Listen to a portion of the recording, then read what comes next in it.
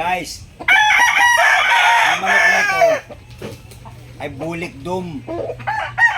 Bulto katawan nito, high station. Banded ito guys. Banded ito.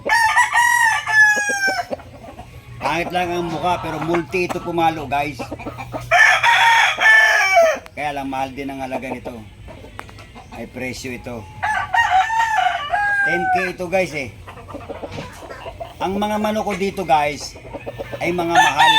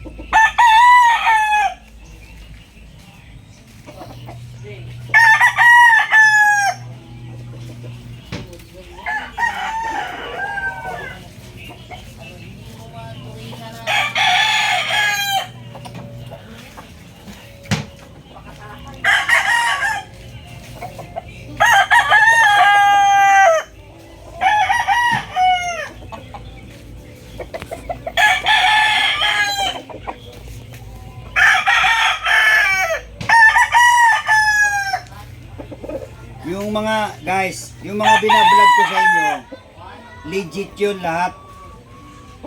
Ang manok kasi depende sa klase.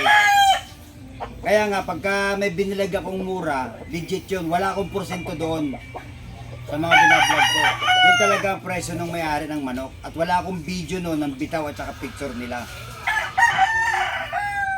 Yun ang ano guys, kung mamamahalan kayo sa iba, depende sa klase kasi ng manok.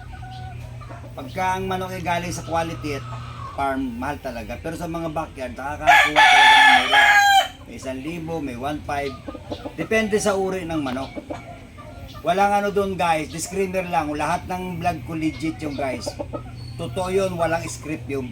Yun talaga ang price nila. Thank you for watching guys.